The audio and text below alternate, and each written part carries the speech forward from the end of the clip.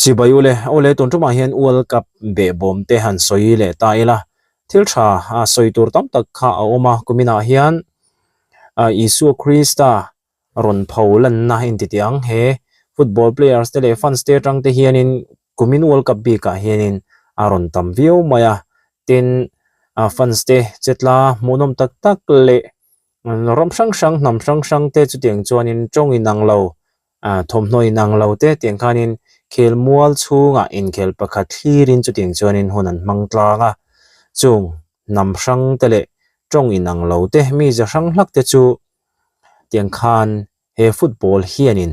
akwa khom ani engte hi aro puina nia Japanese fans te fakan hlo hle maya tin Africa how fans te po ani thave chu tiang ang chuan khelmol chunga han tong trai lop te an tumpui te ne na khatianga khelmol chunga in kwa khoma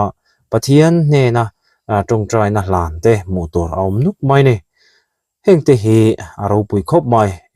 chung singa chuan hei a chelam hi mishing te hi chuanin a lo thleng thina hlimna aro puina ka tiang phe na hian thil thalo hi lo lang ve fo thina kuminul ka pa hianin arui chiat na le ka tianga hei tharum thonang chi te khelmol chunga chau ne lo stadium pon lama te a thleng na saviu maya chung te chu fans te thin butut ka tiang ang ina a ngong chua kha ani te utlang pui mai ni abik takin an team thlop zong te an chak lo ruala thin rim na re le thei lo te aral tla le nam sang te mo ka tiang chi racism nei na boruak ka tiang kha aron chuak le thina apoi tak zetani social media page on player te soi chiat na le an chi puile nam ang zonga in mu sit na te ka tiang kha a thleng na saviu maya chon stadium then ka ta page on fans lu zual le ka tiang tlema rui noi kan tiang chi do ho khanin tharum thona hial te kha an ne Mexico page on in tiang khan an chak lo khan stadium ni boina an siama stadium pon lama tang khanin gate te khating khan an ti chia police te nena in pong nek na te thleng chawa police ten tiang khan mi tui tlak na hlo te mo khating khan man pha khang chi kha lunga in vom ton na te mo thleng na sa mi pali line Mexico fans te jinga point thi pha anom nge ani tiang chuan khovel mun sang boina le thi na a thleng zela chuanin hei tuna hin kumin world cup chunga thil thleng lung chiat thak kan tiang chi te kha han soi vele taila football chon lo fans te che dan hi arab thak thi le ti alan chuana te po kha ani theyome khovel hun sanga team thlop zong te chaklaya lomna over lutuka wanga nunna lo chana che sualta te a en tu te jinga khan anomani drink kha chu tiang khan tv kal tlang te nan lo ena an hne na lom aw kha khola ya te tiang khanin ending aniang kan cha kan I chuan tia no chi nge ni thil a thak tak tak khatinga thian te ne na lo enjoy ang chi te kha no in tiam kam te khan nei thin ni chu ka tinga khanin hei in chong sang de watanga tinga han paka han zuan tiang chi te mo thila thak tak tak khan tiang chi khan nei thin ka tinga nga khanin detail do chonin zo soi ta vek lo mai la thi pha kha engi mozat an lo le nu mai apoi khop mai lo ma wang te ni heng te hi mo tin a then chu an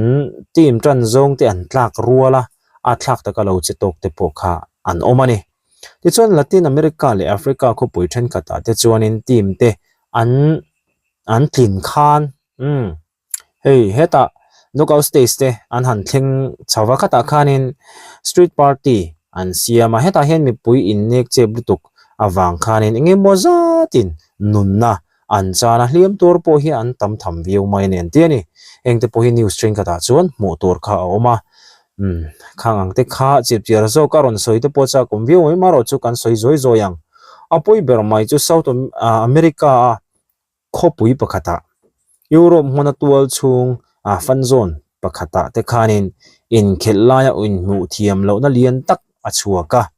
tual thana hiala thlengani minun na hlutak lak sakania chu mai ani lo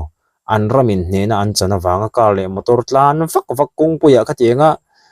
hne na an chana wang hanin lir thei manga mi puite kara lim pot ho kha an tame me ma chung te chunin mi pui an zinga khanin tiang khan machine kha an supal ta thi pha te hliam na tak tuara emergency ka te ambulance an kawa dam doi an pan pui chuk chuk te pokha anom nu maya heng te hi a thlak le maya zanrei lama te heng te hi a thlinga tin na jing kar boru ka te po heng te hi hriat tur awmani heng thil thleng te hian in football hi limna ani rualin in sum theilo na mo ka tiang chi chiat na rap thlak thlen tir thei ani tilbukani ti kha aron tilang ching viawin a hriatani ti chuan khowela hian in fiam na rang awma in fiam na ro pui ber tia suilo theilo po hi ani ome ti chuan in komin kumsang ni som ni paruk world cup hi a thil tam tak min zirtir tu te po khani tel boka ram sang te in pum khatna le ma son na kong moi tak kan mu rualin mishing thin rim na le in sum theilo na hian eng ang thil thalo nge a rin chhuah ti te po kha min mu tira zirtur te po kha kan nei ni football hi chu in fiam na le limna man ruwa khovel ti fam kim tu ti nuam tu chi khat po kha ani ve a maro chu sport moi tak thin rim na tel lo in sual na ka tiang chi te ngong thalo jok thling lawa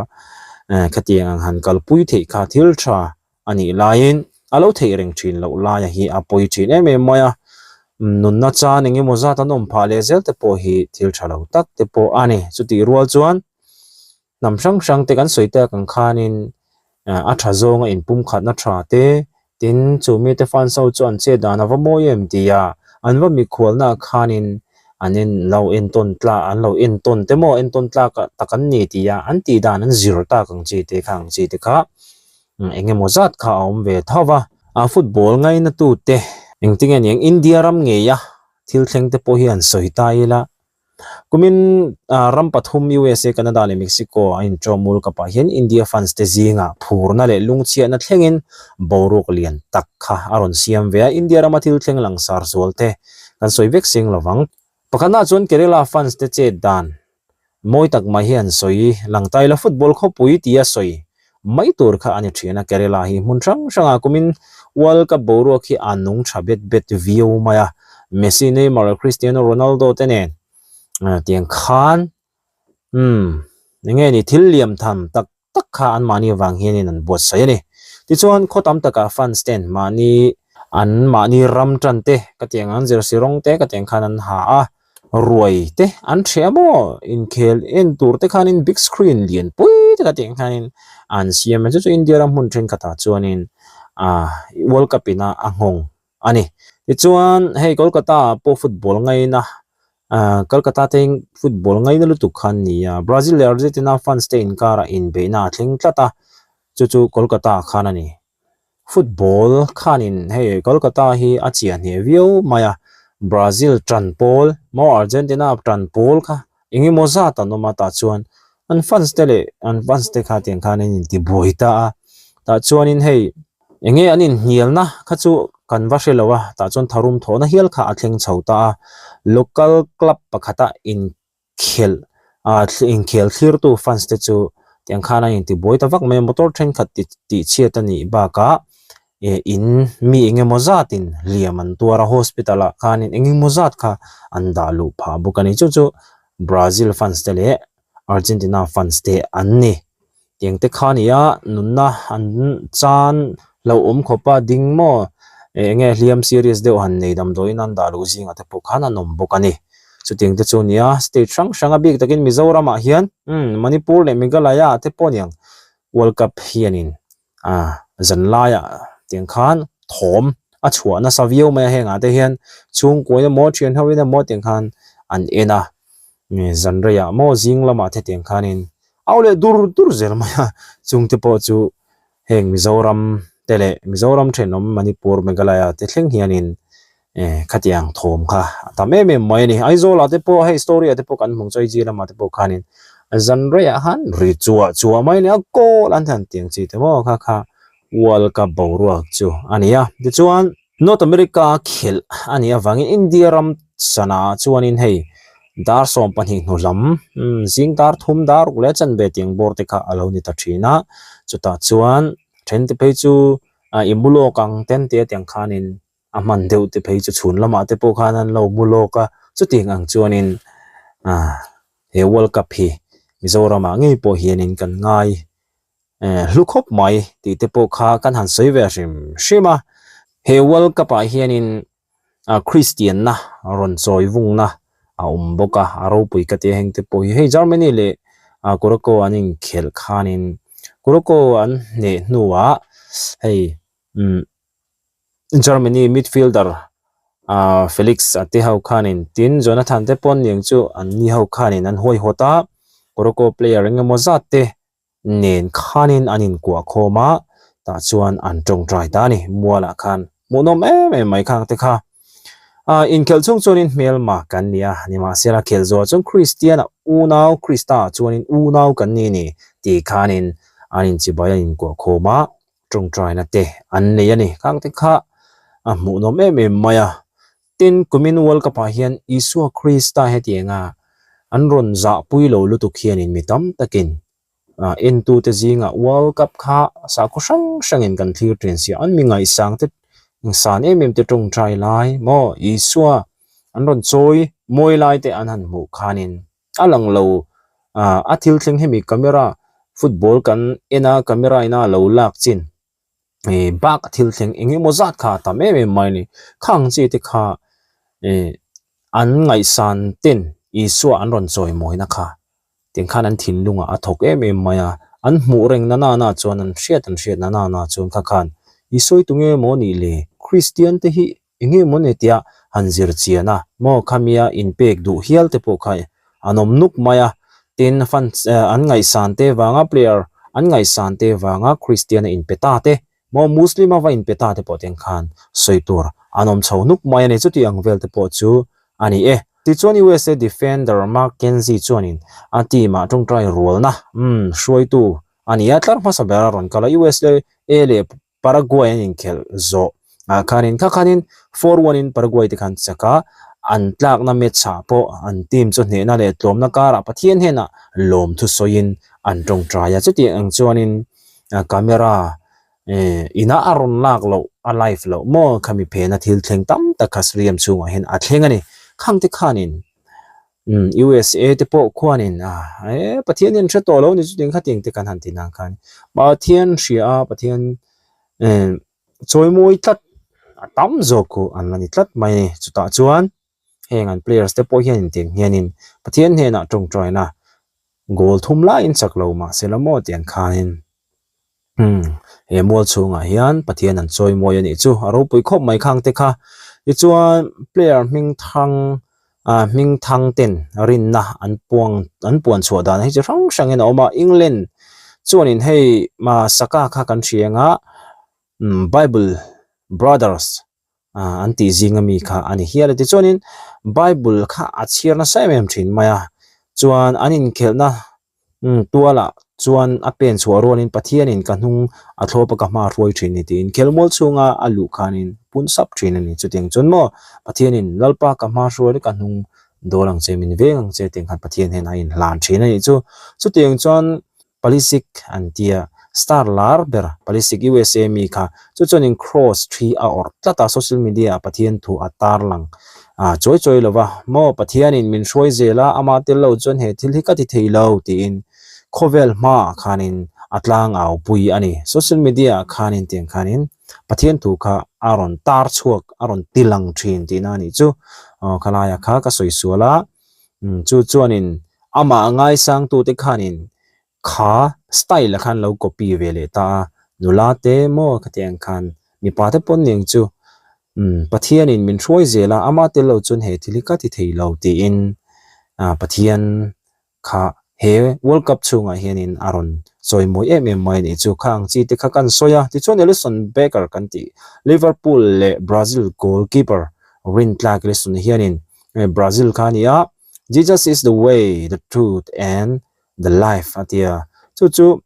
pathian kha enge ama chuan ziamo tharau lam konga antima ma ashwai zel mai ni ani te hianin khati ang khan chi sang in pathian Isua tello chuanin engma kanilove Isu hi kan nun na ni mo ama nin chuanin engkim kan ti thei ama tello chuanin ma kanilawani ti ka ing ha na berani ti te kha anron tar chuk na sai me maya tun lai thang thar tam tak thalai rol ho hianin in nga na tlak an shilawani mo chuta chuan tunge kan rin chanang tunge kan belang tia zo na tam tak nei suicide mo intilum tam em thinte mit mua hian tiang hian in nga na isua rin tlak bel tlak isua kha chu an ron pholang thin ani chon phang tokin hi ro pui ka ti chuan fans ten pathian hena in khel an hlan dan te po hi ania Mexico fans te che dan kan soi to a katiang khan Curacao fans te po ania tin the Kings return movement an tia hai kumin world cup hian in Christian player tam takten the Kings return movement an kalpuya goal an thun ruala an luatanga lalukhum hli thak khami symbolic crown an ti anga che zialan tirin khovel ma an choi moina le ro puina zongjong cholal pa hnen an hlan vek zokani ti in tirna an man thin kha hi an ron war view mai ni heng thil thleng te hian in world cup chu tual chung kap chau ne lovin khovel muwa chanchin thapuan na le pathian ram ti zau tu man ruwa tangkai tak ani izia kha aron ti chiang le ani chungte chu kan ron soya soitur tam ta ko murwalin tiang khanin world cup be bom te kan ron soi ve hrim ani chu chin tin hei ka bo vorde kan hrianga vojin ha wang khan ron lara vojin ha te po tung trai tat mi kha ania pathian in tiang khan ron choi moi ani ti te kha ama wangin hei an tu ko khaina an khuwa te po an tlo ngai wa lo ha tourist te po tiang khan an pun pha viu mai ani khang ti kha pathian bel tlat chu athani pathian bel tlat mi te chu tiang khanin choi moi in anom thina ton world cup te po an khel pha a tin tuna te po hei team la dam jinga te po Christian thatak tak an oma pathian ma chuana pathian ring tlat chu mo pathian in a choi moi ve zel thina ni ti te kha ati chiang le ani he world cup hi chanchin tha puan chuana man ro tangkai takalo ne reng mai nam sang ten amuna kal lo mai la kan thlir thupa phone tang te TV tang ten khang zong mita han mu mo an ron mu tur an hriat zui tur chi sang isua choi moi na isua hriat tir na kha chi sang in an thri mangte mo an zaizir ten an yang chon jersia katiang han chi sang in an ron lan tira kha khan hong tha aron nei chauze la ni ti te kha kan soyani ole nidanga atula ni chuanin topic dang kan non soile donia